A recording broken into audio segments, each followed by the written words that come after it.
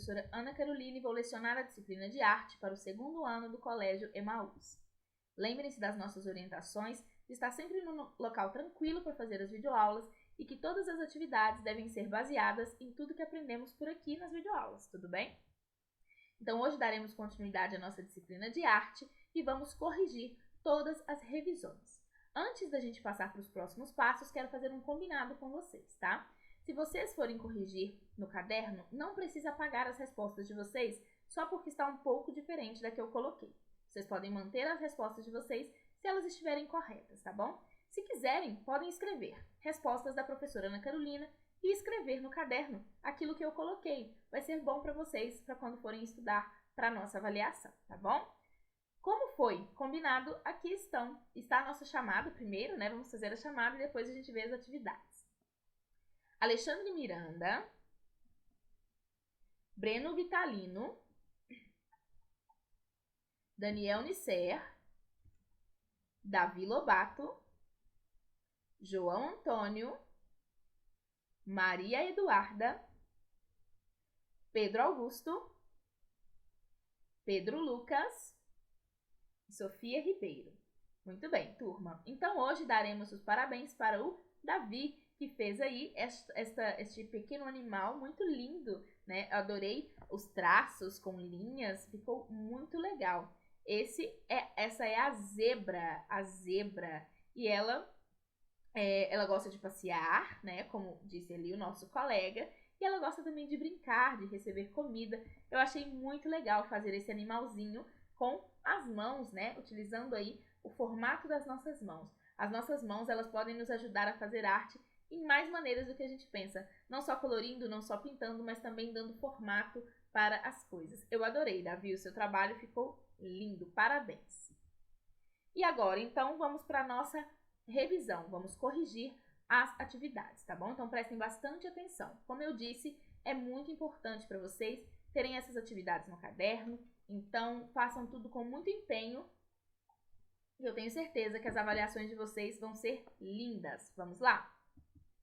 Número 1. O principal tema do primeiro bloco do nosso livro didático foi a natureza e a arte. Por que, em sua opinião, os artistas se inspiram tanto na natureza? Então, minha sugestão de resposta é: a natureza é muito rica em suas cores, em suas formas e em seus seres. Então, tanto seres humanos, quanto plantas, quanto animais, elas são muito importantes e inspiram os artistas, né? Por sua beleza, por serem únicos.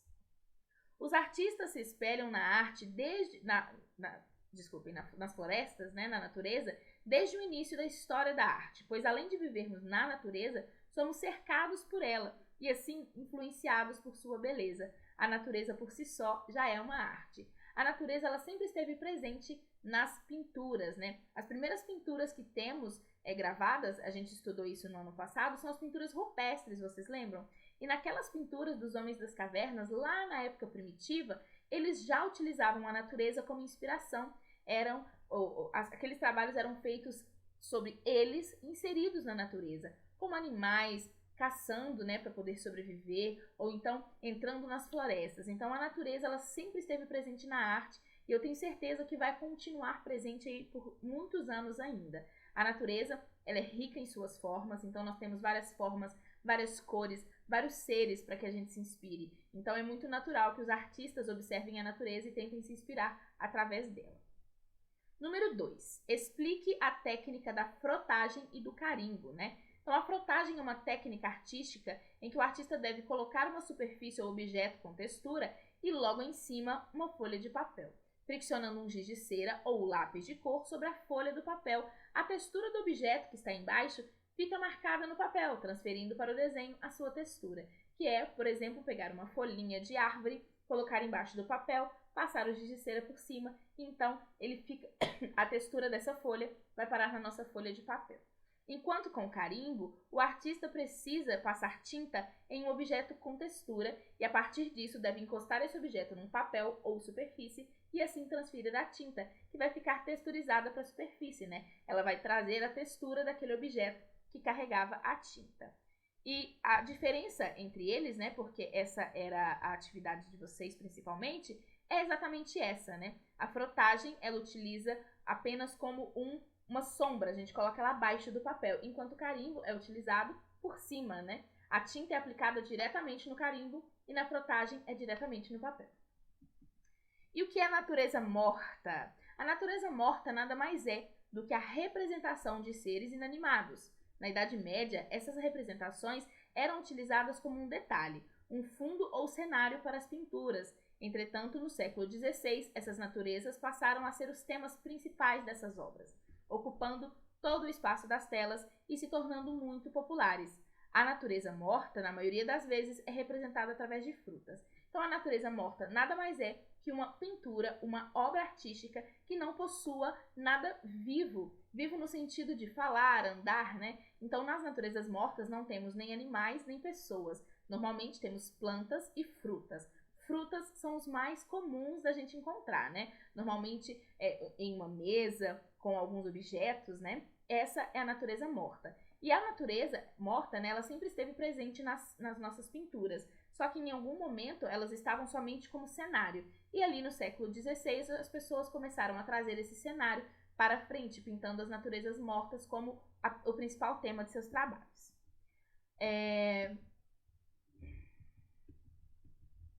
Desculpem. O que são as pinacotecas, né? As pinacotecas nada mais são do que um lugar que possui uma grande coleção de quadros. Então, pode ser o nome do museu, que possui uma grande coleção de quadros, ou até mesmo de uma seção que possua quadros em uma galeria. Quando a gente fala de galeria, normalmente existem vários tipos de arte, né? Então, em um lugar temos esculturas, no outro temos pinturas. Então, neste local onde estão os quadros, essa sala pode se chamar pinacoteca, já que dentro daquele quarto, né, daquele local, existe uma coleção de quadros. Então, pinacoteca é um museu, né? Mas é um tipo de lugar que tem uma coleção de quadros. Isso é importante, porque no grego, né, como a gente viu, né, da palavra, significa coleção de quadros. Então, sempre tem que ter mais de um quadro e sempre quadros. A pinacoteca se refere somente a quadros. 5. Explique como foi feita a Valsa das Flores do Tchaikovsky. Como as bailarinas representam esta valsa em um espetáculo de balé clássico. Então, a Valsa das Flores é uma das partes do balé O Quebra-Nozes, né? Então, quando os artistas daquela época iam compor um balé, eles compunham um balé de mais ou menos 3 horas. Dentro dessas 3 horas existiam, então, várias canções que conversavam entre si. Uma das músicas de O Quebra-Nozes é a Valsa das Flores. O autor trabalhou em parceria com um coreógrafo para criar essa composição. Então, o que nos faz pensar que quando Tchaikovsky escreveu a Valsa das Flores, ele já estava com o coreógrafo ao lado dele e ele já compôs pensando na dança que poderia existir por causa dessa música. Na Valsa das Flores, as bailarinas representam as próprias flores e suas roupas são as pétalas, né? Então, as flores não estão em qualquer lugar, elas são as próprias bailarinas. E assim, na Valsa das Flores, as bailarinas representam as flores valsando, né? Por isso, a Valsa das Flores, quando as flores dançam. 6. Explique o que é Oshibana e como devemos realizar essa técnica artística. A Oshibana é uma técnica japonesa que consiste em utilizar flores em obras artísticas. Deve-se ressecar as flores, as folhas, em um livro. Na verdade, essa é uma das formas, né? Existem outras maneiras de fazer esse procedimento, até que elas se sequem. Após, deve-se utilizar essas flores em composições visuais. Oshibana em japonês significa prensar flor. Então, uma das técnicas, né, e uma das técnicas mais utilizadas pela gente aqui, seria colocá-las dentro de um livro. Existem outras maneiras, mas essa é a mais tranquila para a gente fazer, né?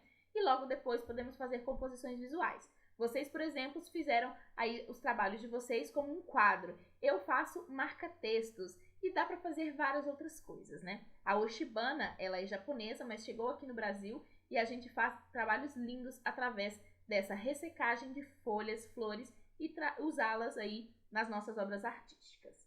7. Explique por que as cores podem ter vários tons, ou seja, várias tonalidades diferentes.